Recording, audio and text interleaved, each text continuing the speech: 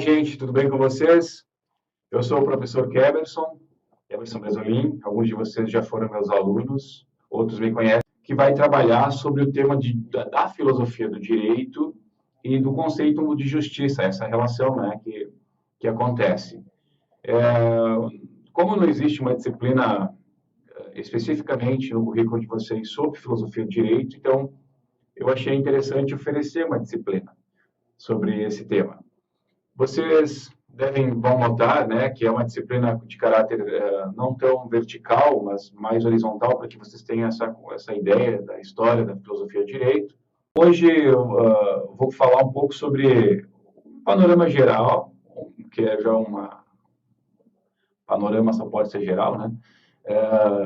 Então, falar um pouquinho sobre essa relação entre filosofia e direito e, na sequência, falar um pouco sobre os temas gerais, digamos assim, da história da filosofia antiga, medieval, moderna e contemporânea, e como o direito a filosofia do direito e o direito foram se destacando nessas épocas, né? Assim, bem geral essa visão, e depois, na próxima aula, a gente já começa a trabalhar com autores, né? Por exemplo, vamos trabalhar, então, com Aristóteles, depois a gente pula para dentro da Idade Média, e assim a gente vai seguindo a história como uma metodologia de estudo. Então, é interessante vocês notarem, vocês já devem ter visto isso, a história da filosofia trabalha com muitos tipos de normas, regras, princípios, correto? E é importante vocês notarem que quando nós estamos falando de filosofia do direito, nós estamos falando num ramo da filosofia, que é a filosofia prática, não a filosofia teórica, que seria lá conhecimento, né? Lógica. Nós estamos falando aqui da filosofia prática, quer dizer, que trabalha com a vida prática. Então, nós estamos trabalhando com normas que, de certa forma, oferecem uma perspectiva de um dever ser, ou seja, de uma expectativa de conduta, né? Ou normas que prevêem alguma correção de conduta, né? Ou seja, quando uma conduta não condiz com uma norma, há uma outra norma que diz como deve se corrigir a conduta ou como se deve pagar para que aquela conduta seja minimamente paga, né? Embora porque a gente sabe que não existe, lamentavelmente, máquina do tempo para voltar e para corrigir as condutas, certo? Então é importante a gente entender isso sempre. Nós estamos trabalhando num nível normativo, certo? Nas suas infinitas variações que foram oferecidas na história da filosofia. Vocês já trabalharam com filosofia moral, né? Então, vocês sabem que existem normas morais muito fortes, né? Vocês devem já ter estudado aí a filosofia, os filósofos e suas perspectivas morais. E assim como existem outras normas, né? Normas religiosas. Então, a sociedade é permeada por muitos tipos de normas, né? Temos até as regras, digamos assim, as leis naturais, né? Que são também um tipo, embora sejam necessárias, como diz o Kant, né? Mas nós estamos aqui trabalhando, quando a gente está na filosofia do direito, muitas vezes, com normas de caráter que tem uma diferença em relação às normas morais, né? Que ela carrega consigo também o ato de poder coacionar a pessoa. Então, uma vez transgredida a norma, né, se tem uma coação que incide sobre a pessoa. Então, aqui a gente está diferente de uma norma moral, que, por exemplo, a pessoa é dita não mentir, a pessoa mente, né? E a não ser que tenha algum tipo de consequência jurídica, ela passa só de um âmbito de reprovação do aspecto da moralidade. Então, sabe-se, né, que essa regra não mentir é uma das poucas que talvez possa aí ser permeada em todas as sociedades, né? Parece ter um pressuposto de existência de sociedades o fato de não mentir, certo? Nenhuma sociedade trabalha com a possibilidade de que a mentira seja algo possível, vista que quase se auto-implode, né? Uma sociedade que permite a mentira, porque não haveria nenhuma tipo de relação estável, certo? Bom, então, eu gostaria de falar um pouquinho, é importante vocês notarem essas diferenças, né, sobre o tipo de normas que nós vamos trabalhar, né, e perpassando aí a história da filosofia. Então, O que é importante entender sobre a filosofia, né? A filosofia do direito, né? Bom, a gente sabe que a filosofia é um tipo de sistematização do pensamento, né? É um tipo de pensamento que enfrenta um caráter teórico e um caráter prático, né? Tanto o pensamento e como também o mundo. Então, a filosofia tem uma das possíveis, digamos assim, possíveis modos de serem vistas, né? Porque tem uma infinidade de definições, né? E então a filosofia do direito, dentro dessa sistematização do confronto com o mundo, da filosofia olhando para o mundo, né, nessa perspectiva mais prática, ela trabalha com um tema específico de análise que é o fenômeno do direito, né? E aqui nós, como bons contemporâneos que somos, e nós vamos olhar o direito como um complexo de códigos e regras expostas num livro. Mas, na verdade, a filosofia do direito, ela trabalha muito mais do que isso, né? Perguntando-se sobre os princípios, sobre os valores, as justificações que nós podemos oferecer sobre normas, códigos e assim por diante. Então, a filosofia do direito é muito mais ampla do que simplesmente pensar em códigos. Sobretudo porque nós vamos começar a falar de filosofia do direito em um momento que não havia códigos específicos sobre direito, né? Então, aí, assim como existe a filosofia da religião, a filosofia política, né, nós temos, então, a filosofia do direito, que é a filosofia numa tentativa de sistematizar o pensamento prático, né, nessa leitura com o mundo, na perspectiva do fenômeno jurídico, certo? Então, essa digamos assim, a perspectiva da filosofia do direito.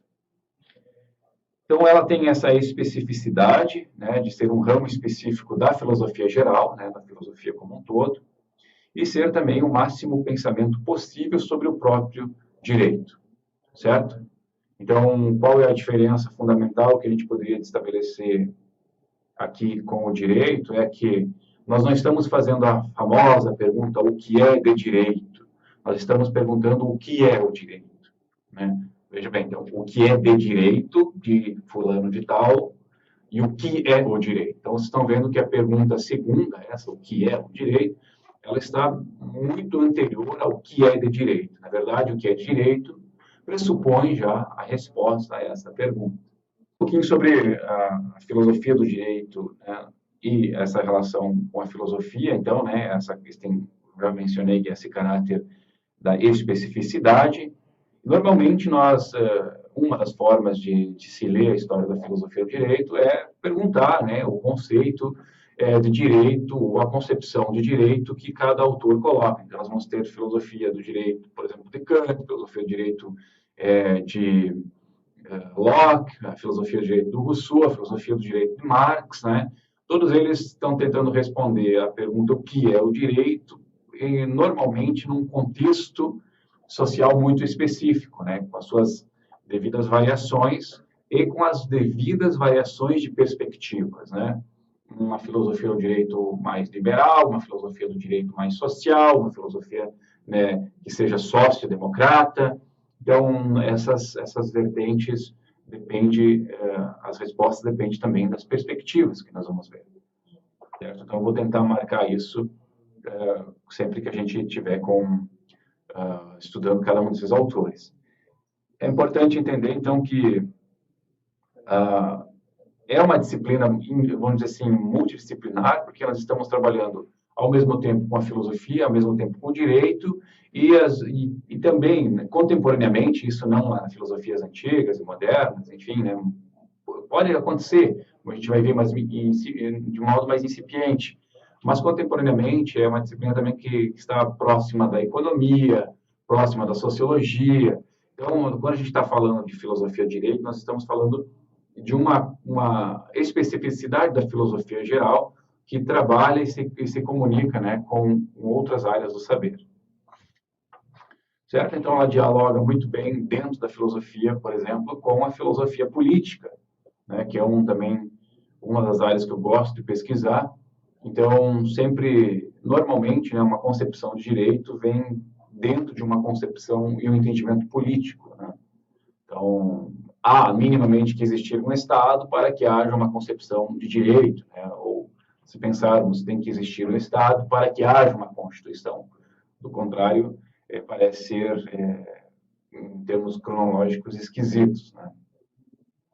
Bom, em relação à filosofia do direito e o direito, né, nós temos aí uma guinada, né, sobre o entendimento do que é o direito a partir da construção do capitalismo. A gente pode colocar ali século XV, século XVI, né? O direito vai adquirir uma perspectiva muito mais técnica, né?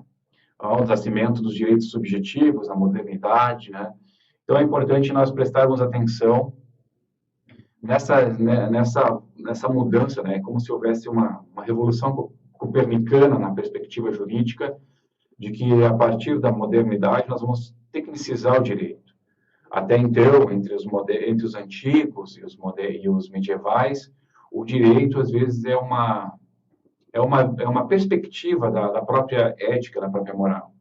Então, não é uma disciplina específica, né, como nós vamos ter a partir da modernidade, mas, digamos assim, especificamente no século XIX, né, com talvez um dos marcos, com Hans Kelsen, na ideia da purificação do direito das outras disciplinas. Nós vamos estudar o Kelsen e vamos entender melhor o que ele quer dizer com essa ideia de que o direito precisa ser puro, né? Então, essa tecnicização do direito vai tirar ele, em alguma medida, de todas as outras, uma tentativa de isolar ele das outras disciplinas do mundo, né? O que, por uma perspectiva, pode ser interessante, mas, por outra, né, ele pode virar um monstro no sentido de não estar conectado com a própria realidade. É por isso que hoje nós ouvimos muito: o meu relatório foi técnico, isso, e nem sempre uma concepção técnica ela condiz com uma perspectiva moral. Então, muitas vezes, sobretudo na pós-contemporaneidade, na contemporaneidade, que eu digo agora, né, nós temos essa perspectiva de que pode ser uma decisão, do ponto de vista técnico-jurídico, correta, mas afronta a concepção ou a razão pública sobre o que se entende de, né? Então, nós temos um marco, né, que transforma essa separação do direito em relação, sobretudo, à moralidade, que foi o tema que mais ele esteve, né, coaptado durante a história da filosofia. Então, também deve se chamar a atenção que a filosofia do direito não é a disciplina que se chama teoria geral do direito, né? Eu vou fazer uma citação aqui para nós entendermos um pouco mais sobre essa diferença, né? Então, chama-se essa espécie de autopensamento jurídico por teoria geral do direito. A teoria geral do direito, que na verdade não é a teoria geral de fenômeno jurídico, mas sim de técnicas jurídicas estatais capitalistas consolidadas a partir da modernidade, pode, de modo mais exato, ser denominada por teoria geral das técnicas jurídicas, ou mesmo teoria geral da tecnologia jurídica. Então, o que se diz em relação a essa ideia de teoria geral do direito? Ela é propriamente uma disciplina do direito, né? Não está preocupada fundamentalmente com a pergunta que eu diria que resume a filosofia do direito, que é o que é o direito, vamos esmiuçar um pouco essa pergunta: o que legitima determinada norma a ser válida ou não válida? Uma norma válida, aqui jurídica, ela precisa só ter o aval do Congresso, ou ela precisa também ter um aval da perspectiva da razão pública, ou seja, da sociedade, né? Então, essa é uma pergunta que, claro, que a gente já caminha em direção também a uma relação entre filosofia do direito e filosofia política, mas ela é a pergunta-chave na minha concepção, né? Então, qual é a diferença agora, mais especificamente, entre teoria geral do direito e a filosofia do direito? A filosofia do direito é um pensamento ainda mais alto e mais vigoroso que a filosofia geral do direito. Enquanto a teoria geral do direito, a partir da multiplicidade das normas, indaga-se sobre o que é uma norma jurídica estatal, a filosofia do direito indaga a respeito da legitimidade do Estado em ditar normas, né? Aquilo que a gente conversou. De certo modo, a teoria geral do direito para nos limites internos das construções jurídicas técnicas. A filosofia do direito pega pega tudo que há o direito, pega tudo que é da filosofia e pode trabalhar de uma maneira mais desamarrada, né? A diferença entre o direito e o direito. E também, né, a própria teoria geral do direito tem essa diferença, vamos dizer assim, geral do direito, ela é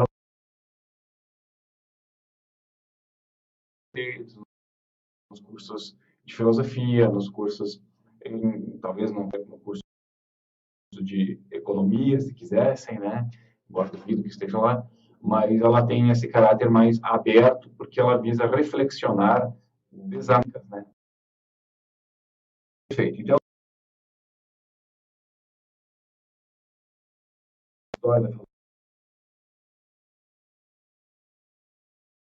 faço um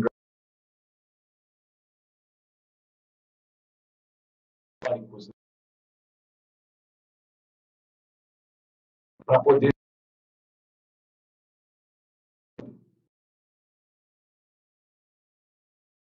é,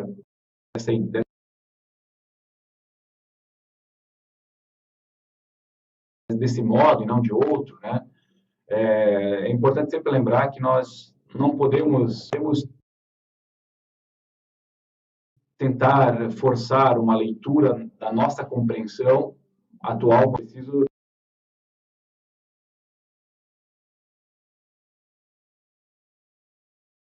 ter esse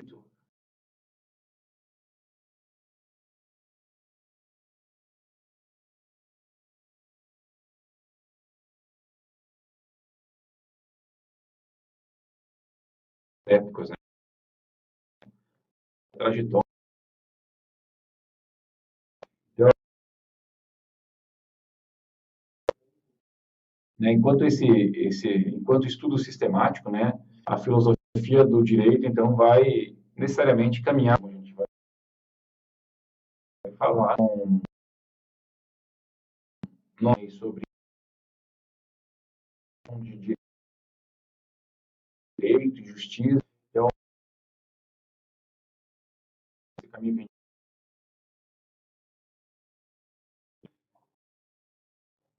E, obviamente, né, na história da filosofia, o direito ele é múltiplo, né? E múltiplo também, então, é as suas definições. Vou fazer, então, aqui uma pequena referência do autor. Aliás, o livro base, eu devia ter falado isso no início, mas permita-me agora fazer essa referência, é este, né, ao Alisson Leandro Mascaro, Filosofia do Direito. Essa edição está na biblioteca digital, portanto, todas as aulas são baseadas em direito, é múltiplo, se apresenta nessa história da filosofia, e por isso eu faço uma referência. Cada filósofo do direito é uma filosofia do direito. Contudo, mesmo sendo verdadeiras, a ocorrência de tal especificidade, ela se dá nas circunstâncias concretas, sociais, culturais, políticas e econômicas de cada tempo histórico, pelos quais há a possibilidade de se vislumbrar, então, um panorama de pensamentos dialeticamente ligados à sua história. Então, é sempre muito interessante. Se, num momento, vocês estudaram lógica, teoria do conhecimento, que nem sempre há uma preocupação de entender o contexto sócio, histórico, cultural, econômico, agora nós temos que fazer um pouco desse esforço, né? Entender não só o pensamento em si, mas entender que o pensamento é fruto de um tempo. Ou ainda que o pensamento é o tempo que se eleva ao pensamento, como diria o velho Hegel, né, na sua filosofia da história. Então, pode-se falar em duas grandes manifestações. Se assim vocês me perguntarem, como se poderia dividir a filosofia do direito? Então, dois grandes momentos, né? Vamos colocar. Primeiro que começa lá nos gregos, né, passando por a perspectiva da Roma, e até chegar à Idade Moderna, né? Como estabelecia aqui a Idade Moderna com Descartes, certo? E o segundo, então, nós poderíamos dizer que é a partir da modernidade, né? Então, onde há a compreensão do sujeito como um indivíduo, e esse indivíduo que carrega direitos subjetivos. que são seus. Hoje, tão famados, tão, né, aclamados direitos, né, muitos deles direitos fundamentais, ou se não todos, né, os direitos que nós todos aclamamos e vemos nos filmes, né, porque eu sou um cidadão de direito, que me respeite os meus direitos, né? Então, antes disso, os direitos eram, talvez nem existia, ou vamos dizer que não exista, para ser mais taxativo, né? Talvez para ser mais polêmico, não existia direito subjetivo até então, né?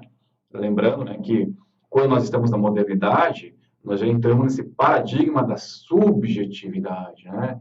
Da perspectiva epistemológica, da descoberta do eu, né? Tiramos de Deus os poderes e enfiamos lá dentro do eu eles, né? Enfim, eu não sei qual dos dois foi mais complicado, né? Mas essa é a mudança que vai dar e o impacto no fenômeno jurídico é esse que fala, então, que nós somos sujeitos de direitos. Então, faço uma citação. Nas idades antiga, medieval e mesmo boa parte da Idade Moderna, não há um direito como objeto específico e instância particular do todo social. Há uma apreciação do direito muito próximo da religião, da ética, da moral, e por isso uma certa indistinção entre todos esses fenômenos. Então, eu falei que há esse marco, como já mencionei anteriormente, parece que eu desdisse o que eu disse, né? Mas a modernidade é o momento que o direito começa, né, ter essa grande mudança, essa guinada. Mas, obviamente, que toda mudança nunca, não há a história não faz mudanças abruptas, né? A história sempre é um processo. Não é, a história não se manifesta em estados de coisas, né? Por exemplo, agora isso, depois isso, depois isso. Não. Enquanto uma coisa vai acontecendo, a outra vai paralelamente tentando, né? São aqueles momentos onde há uma mudança de perspectiva, ou usando uma linguagem de Thomas Kuhn, obviamente não como ele gostaria, talvez, o paradigma vai se desfazendo para aparecimento de outros, mas ele vai acontecendo, né? Uma ruptura aí com o paradigma anterior. E na modernidade também, no início ainda nós vamos ter aí perspectivas que também são metafísicas, tanto quanto uma concepção medieval, ou como foi a concepção medieval, mas com o passar do tempo, com a idade, entrada na contemporaneidade, né, no século XIX, nós vamos então chegar a uma concepção do direito mais forte, purista, tecnicista, positivista, né, que é o caso. Então, para ir em direção, né, o autor trabalha com uma ideia de filosofia do direito pré-contemporâneo, justamente antes de nós entrarmos em um direito mais positivo, né, que valoriza a norma enquanto norma, a lei enquanto lei, que é o Kelsen, o grande representante. Mas antes disso, nós temos essa passagem, né, do início da modernidade até esse momento, nós temos ainda certa indistinção, não há uma distinção clara, né, entre o direito, a moral, a religião, a ética, a cultura, né, e uma filosofia do direito ainda bastante vaga, né. Eu cito aqui, por exemplo, o Kant, né, que trabalha o direito dentro de uma concepção moral, certo? Então, não há uma separação entre direito e moral ali, ainda, né? Então, ainda há perspectivas muito fortes aí que coactam ou que coadunam essas duas concepções, né? E nós temos também, na perspectiva social, duas classes muito fortes que estão lutando aí, e cada uma angariando aí perspectivas para a fundamentação jurídica que lhe convenha. Tá? É importante nós sempre prestarmos atenção nisso, porque nunca ou nada é feito nesse mundo desinteressadamente. Né? Então, nós temos aí, por um lado, a burguesia, que é uma classe que vem em ascensão, e, por outro, nós temos, né, toda a aristocracia, que está fundamento, o absolutismo, né? Então, cada um deles, a burguesia buscando aí, então, um direito natural, individual e racionalista, próprio do iluminismo, né? E do outro lado, nós temos, então, o absolutismo, buscando aí as bases num direito divino, né? Talvez aqui um grande representante dessa fundamentação teórica é um autor chamado Sir Robert Filmer, que tem um livro chamado O Patriarca. Aliás, é um livro que quem combate com todas as forças é John Locke, no seu segundo tratado sobre o governo. Ele não vai combater Thomas Hobbes, ele vai combater, sobretudo, o direito construído pelo patriarca. Porque Thomas Hobbes já está numa tradição liberal também, embora construa um Estado absoluto para tentar proteger os direitos das pessoas.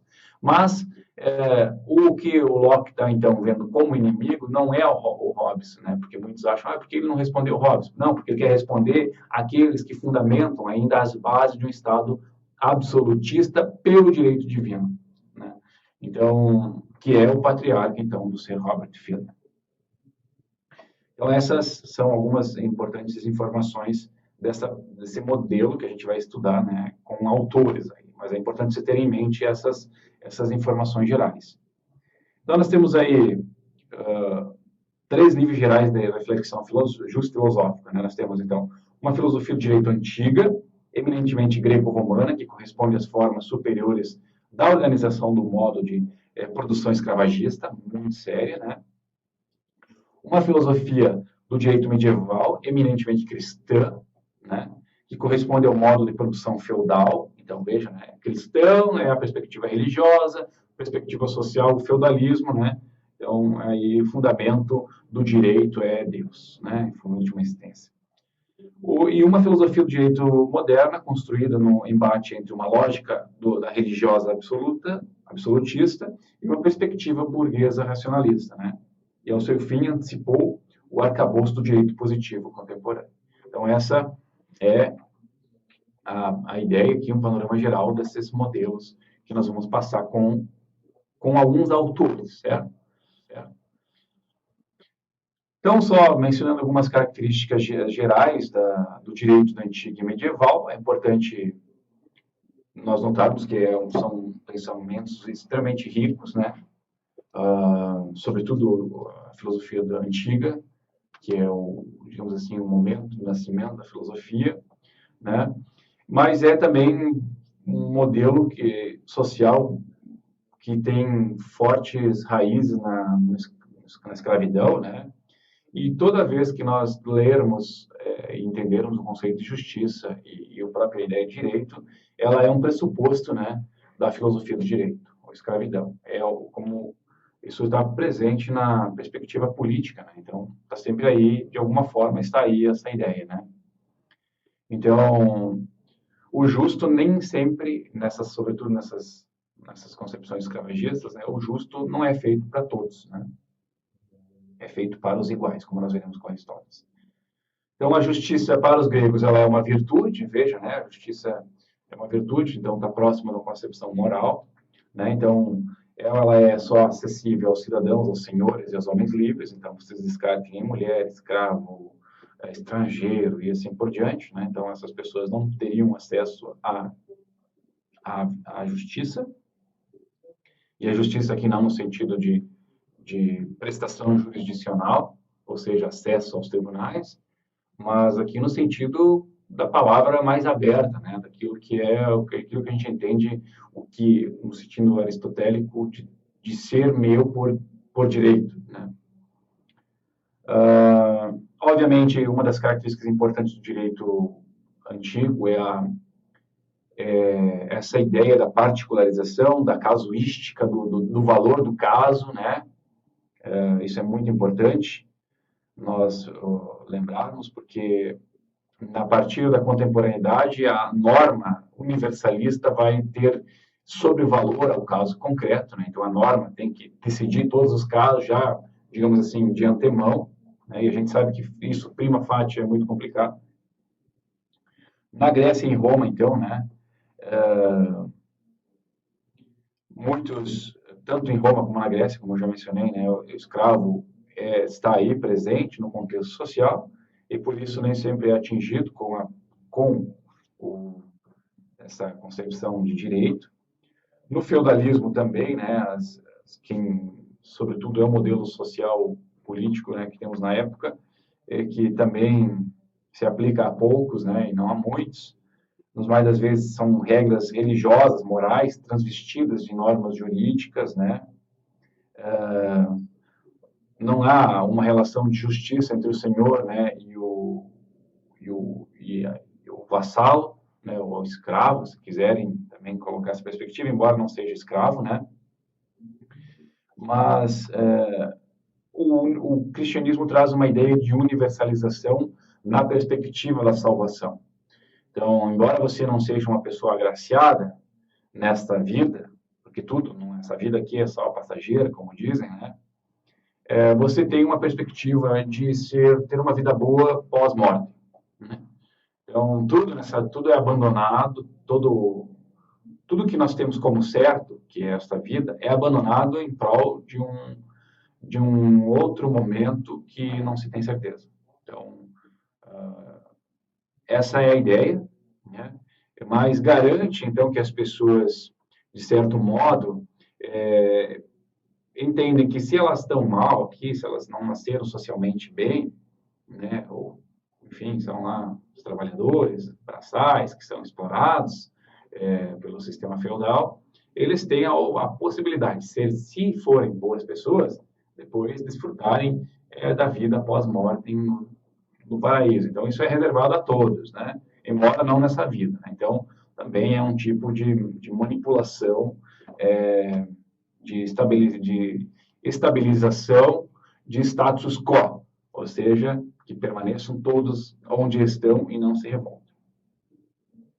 Então, todos, como o feudalismo também, assim como a filosofia antiga, né, eles têm essa perspectiva muito forte do conservadorismo, né, e embora nós tenhamos uma concepção de justo na antiguidade, que é um justo que varia de caso a caso, que ele é prudencial, né, que tem essa valorização das características que envolve cada situação, nós temos no feudalismo, em vista da religião cristã, um justo que se entende fixo, rígido e imutável. Então, ele não é construído na sociedade, ele nos é dado de um mundo alheio, que na verdade é feito por boca de alguns, mas a justificação é que é dado pelo mundo, pelo além. Né? Então, essas são as características mais importantes assim para serem destacadas desse período. Depois elas vão ser novamente lembradas, assim como a gente vai adiante. A filosofia moderna, algumas pinceladas sobre a importância, alguns fatos importantes, né?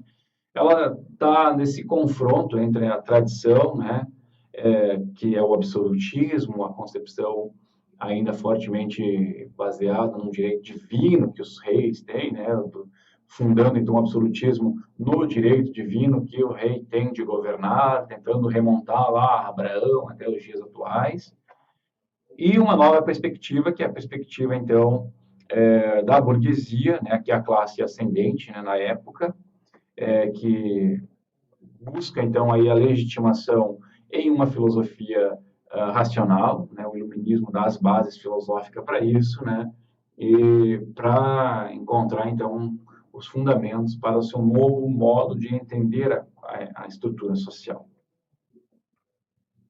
É interessante ainda mostrar que, embora ambas sejam diferentes, que elas são diferentes, ambas as perspectivas, elas ainda estão fundamentalmente legitimadas por uma base metafísica, uma por Deus e outra por uma razão metafísica. Né? O direito natural ainda tem raízes extremamente metafísicas.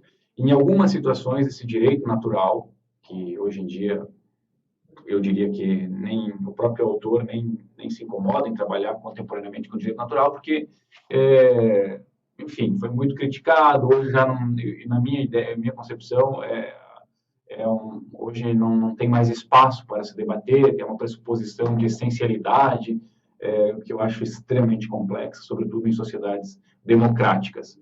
Né? E ele tem um forte viés, às vezes, em alguns autores, né? Ainda cristão. Então, são ambas perspectivas metafísicas, né? Que pressupõem um lado Deus, ou uma fundamentação teológica, e no outro uma fundamentação racional, aí também metafísica. Né? Então, obviamente, né, que uma das grandes inovações e que mudam a perspectiva é que esse direito natural, que é construído na filosofia moderna, eu cito aqui, por exemplo, John Locke, né? Ele permite e pressupõe que todas as pessoas são iguais em termos de direitos. Né? Então, você tem um autor aí que escreveu a obra dele em 1689, né? Pós-Revolução Gloriosa, e dizendo já que as pessoas são iguais. Então, você realmente tem, não no mundo posterior, como fazia, talvez, como fez anteriormente o medievo, mas aqui, né, na perspectiva da política. Né? Então, vocês têm aqui um grande avanço em 1689, né? Sendo que isso aconteceu no Brasil, né, a abolição da escravatura quase 200 anos depois, então, da escravidão. Né? Então, tem aqui alguns a modernidade trouxe alguns grandes avanços, né, para essas perspectivas. Bom, então, uma diferença que vai haver entre a antiga e a modernidade é a ideia da prudência sobretudo, o que eu falei, né, um direito prudencial, um direito que valoriza a casuística, que valoriza o caso, né, na modernidade, né, o direito vai começar a ganhar contornos mais técnicos, as normas vão ganhar caráter mais universais. Então, o direito vai, de certa forma, a perspectiva da filosofia do direito vai começar a perder esse enfoque da situação, né? E vai se voltar, então, para a perspectiva da normatização. E essa norma vai ter um caráter tão universal e necessário que ela deverá prever todos os casos em que ela possa ser aplicada. Então, isso é muito complicado, né? Isso, acho que quem trabalhou muito bem foi o Kant, né? Essa ideia de que normas necessárias e universais, né? Uma ideia de que se existem normas, leis da natureza que são necessárias e universais, então nós também temos que pensar na perspectiva prática normas que tenham esse caráter, esse valor. Então, ele busca, de certo modo, encontrar normas universais necessárias para a perspectiva prática. Bom, isso é impensável hoje. E por isso que autores contemporâneos, né, citou aqui, estou citando vários autores, mas não se preocupem com isso, mas é para vocês terem a referência, né? Como Klaus Günther, um professor alemão, hoje é professor na universidade, é professor na Alemanha, e ele trabalha com essa perspectiva de que, junto com uma perspectiva habermasiana, um dos autores que eu trabalho, visa mostrar, então, que nós temos que ter normas, sim, mas elas são normas que, prima facie, elas têm valores justificadas, mas elas não conseguem prever todos os casos de aplicação. Até enfim, a gente parece isso óbvio, né, falando, que não tem como, só com conhecimento divino e ilimitado, nós poderíamos prever todos os casos onde se aplica. Então, nós temos que ter um discurso de justificação de normas e um princípio de aplicação de normas, que é um princípio que valoriza cada uma das circunstâncias relevantes do caso concreto, levanta e aí busca nas normas para ver qual que poderia ser aplicado. Então, esse é um autor que é interessantíssimo, né? Para vocês notarem que nesse embate entre os antigos e modernos, há contemporaneamente gente que faz esse diálogo muito bem feito, né? Então, essa é a diferença, né, entre os antigos, uma das diferenças entre os antigos e os modernos. E, contemporaneamente, então, nós temos um marco mais importante, que é a consolidação do sistema capitalista, né? Fundamental, ele mudou o modo das relações sociais, sobretudo econômicas, jurídicas, políticas, né? Porque ele foi um marco decisivo nas relações também, né, de como nós nos entendemos no mundo, no sentido de relação de propriedade, de relação interpessoal. Então, ele é um marco fundamental. Então, o direito, a partir daí, da consolidação, há também uma preocupação de ele se entender como um fenômeno próprio, desvinculado da moral, da cultura, da ética, dos costumes, né? Então, a obra do Kelsen representa muito bem isso, né? Teoria pura do direito. A ideia é entender o direito como um fenômeno desvinculado de qualquer outro fenômeno social, né? E aí também nós temos, né, o surgimento do positivismo jurídico, né, que é a valorização da norma em si, né? Da norma como é posta ali e a validade dela por ela estar posta desta forma. Então, nós vamos ter a oportunidade de estudar e depois ver as críticas, né? Então, a, o capitalismo, né, foi um digamos assim, das molas propulsoras, né, para que o direito também pudesse começar a se repensar, né? Nós vamos ver algumas críticas, como de Marx, né, dizendo que o direito, sobretudo quando surge na modernidade, ele surge justamente para resolver um problema de relações de troca, né, de câmbio na vida das pessoas, né, que com o tempo vão se complexizando, né, ou ficando cada vez mais complexas, e que precisam cada vez mais estabelecerem quais são as regras que regem cada uma dessas relações, né. Então, é por isso que o direito também acabou, com o tempo, né, ficando cada vez mais complexo. Então, o direito estaria aí servindo para os fins do capitalismo. Bom, essa é uma crítica do Marx, que nós vamos poder entender melhor, né, e ter a oportunidade de ver melhor, já que aqui é um... Então, nós temos também outros autores contemporâneos, já tem Habermas, Klaus Günther, né, do Working, John Rawls, nem todos a gente vai estudar, mas todos eles contemporaneamente tentam responder às perguntas da legitimação do direito a partir de uma legitimação do Estado democrático, muitas vezes, como faz Habermas, né, ou como faz, por exemplo, John Rawls, né, com a ideia de liberalismo político. Então, interessante que nós vamos poder, né, fazer esse trajeto, né, tentar construir e mostrar essa evolução ou involução, dependendo de como vocês vejam, do processo de criação do direito, certo? Então, por hoje é só, gente. Eu sei que